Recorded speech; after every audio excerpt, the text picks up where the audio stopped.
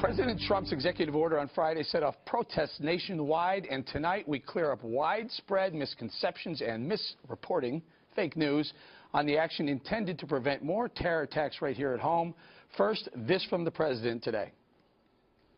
Over the last many years, nothing got done in this country, but we're moving things along, and we're moving them along fast.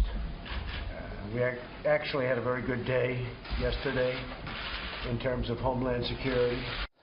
No surprise, there's been false reporting by the mainstream media on Mr. Trump's order to temporarily suspend immigration from 7 countries, countries identified by the Obama administration as sources of terror. It's not about religion. It's not a Muslim ban. Dozens of other predominantly Muslim countries are unaffected by the order. Here's some more from some of the president's top aides.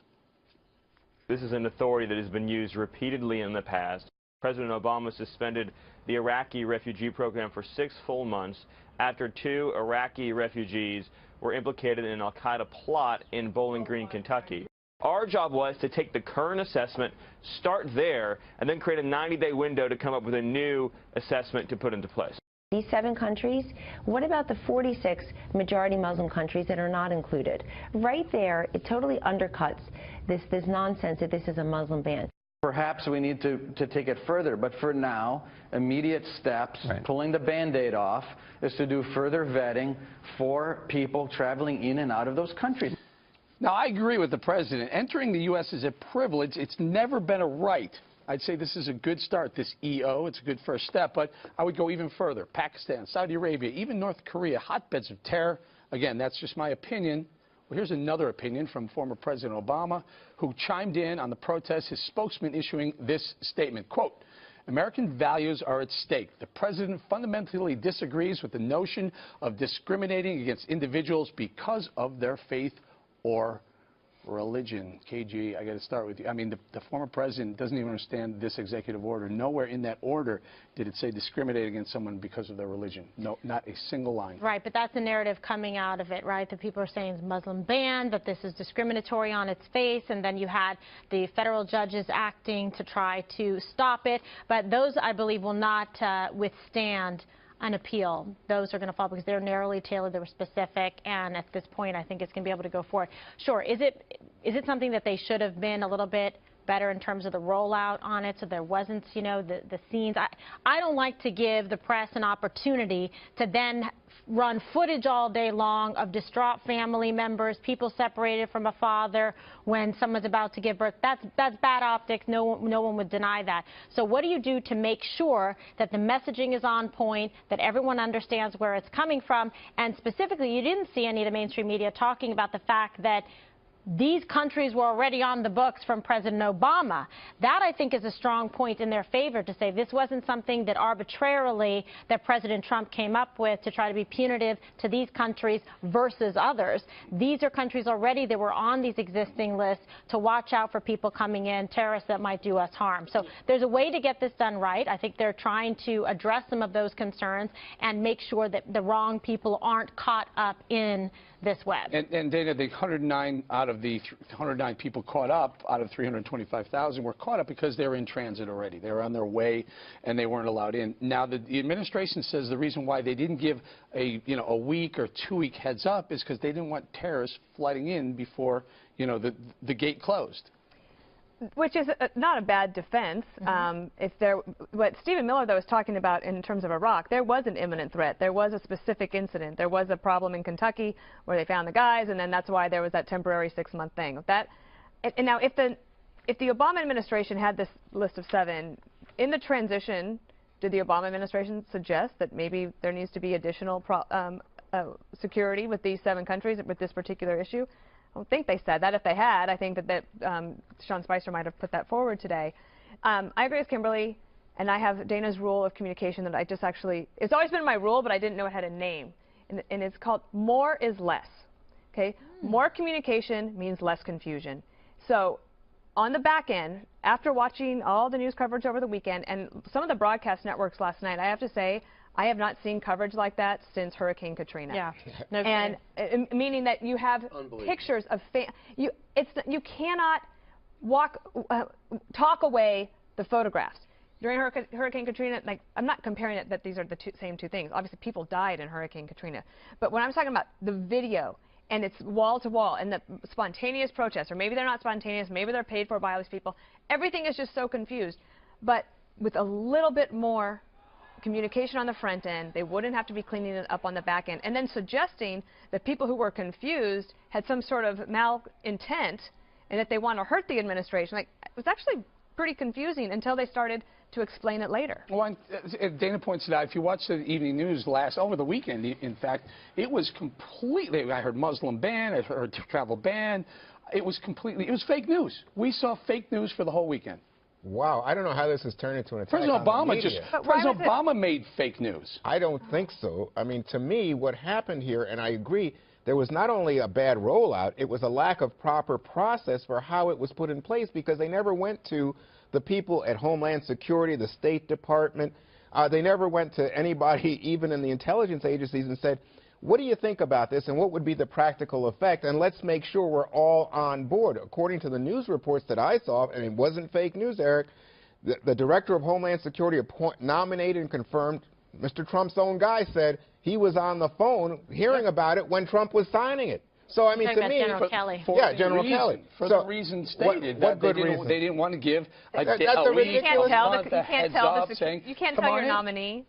Well, listen, Come on, Eric. And here's why I call it fake news. I call it fake news because Is General Kelly going to leak it? The news reports He's were on the across team. the board calling it a Muslim ban. In fact, President Obama called it a religious ban, and it has nothing to do with religion. Well, what he was doing is he was checking a box. Donald Trump is doing exactly what he said he was going to do. He says, I'm going to find a way to minimize the chance of a terror attack at home. And if you hearken back to what James Comey said in September, I don't believe Donald Trump was president yet, he says, after we crush the insurgency, hundreds of dangerous people are going to flow primarily through Europe, and we might as well be right next door. That's the reason why he wanted to do it. The execution was off. He's got a shell of his staff. He's just getting used to this. The Homeland Security told him to be cautious. There was no communication between local. The Customs Department couldn't get the Washington on the phone.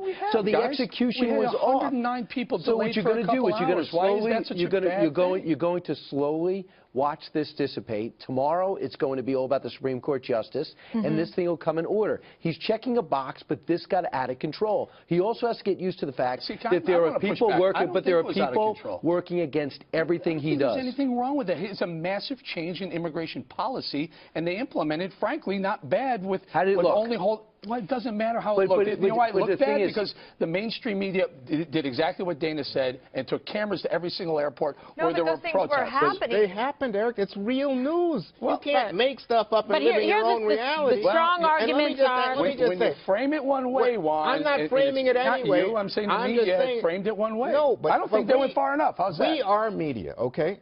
We're discussing it. We're having an honest discussion. And I'm just telling you, even when I heard at this table today, someone said, I think it was you, Brian, you said this was intended to make us safer. Well, wait a second. None of the major attacks in the United States have been perpetrated by people coming from these countries. They're Americans. But this is a step in the right direction. Well, these are countries, these are failed states. It wasn't and this is where it's going to come from. But this is a preventative measure that Donald Trump got in office to implement. For a Quinnipiac poll a few weeks ago said 48% of the country approve of suspending immigration from the terror-prone regions. So do it right, and you have the support. Right. Well, you had the numbers on Fox and Friends this morning to show popular support, not just amongst Republicans, but amongst Democrats, to make sure that we have proper vetting procedures in place. And the fact of the matter is President Trump relied on the exact same laws and sections that President Obama did and that he used in 2011 to prevent Iraqis from coming in. But it's how it's handled. It's the communication and the messaging, and for sure all of the cameras were out there and covering it, because let me tell you something, any drip that they can get from President Trump and his administration, they are going to jump all over. So guess what? You got to be ready for that, because they are going to gun for you. Do not give them an excuse. This is not the equal of what happened with President Obama. President Obama was talking about, as Dana explained earlier, a way that we process and vet people after an incident in which it was found that two people who had their fingerprints on a roadside bomb in Iraq were in fact living in Kentucky. Right, so they said, let's change the way we do, let's make it more stringent, the vetting process. and that's what. But they didn't stop allowing people in. No.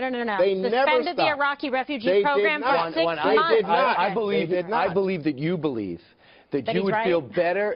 You would feel better with an enhanced screening process in those 7 countries. We have, I believe, and we did. Well, no, enhanced in those areas with a failed government. Then we got to be even more aggressive and set up our own biometric system to check people that we know nothing about. So we're bulking Brian, up in with those 7 countries. But It's Brian, all about the we've done execution. this. We've done this. We have in my opinion, already we Somalia, have in extreme Yemen? vetting that requires 2 years, 24 months of process before anybody from Syria can touch down in our great country. Well, there's Syria here, and there's Yemen, Sudan, Somalia. Libya, Somalia, in another column. And he says that's suspended in forever, I think. Well, let me just say to Eric's point, boy, this has been some terrible rollout. If I you think dis- I it's cool, disagree. because I'm going I to tell you, disagree. what already you have, the terrorist leaders saying, oh, we love it. We love it. This is evidence America is don't at worry war about with what terrorists Muslims. say. Why would the bad guys we're go gonna make after them us? we're going to make them even more mad at us than they Oh, already I were. see. Stop it. Oh, yeah. Here's You're what gonna happened. encourage Here's what more happened. The Trump people to act administration against us. made massive sweeping immigration change with not a lot of fanfare and a lead time, and they did it with minimal. 109 people detained for a few more hours. Everyone got through. Wow. No one That's else really- being detained is not a bad outcome Eric. when if you're securing our border You're better. hurting America here. I am.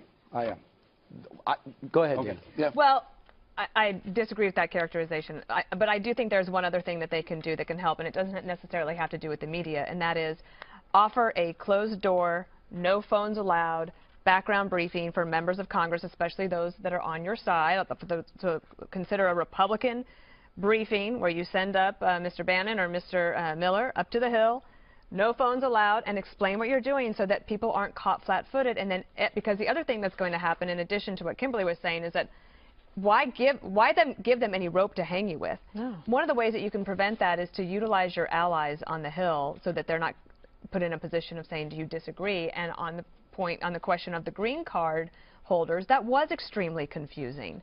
And they went back and forth 3 different times Took them until they got 24 to hours. a point. I mean, when you're talking about people's lives, whether it's 1 life or 109 lives, we are pro-life. So let's not screw up people's lives.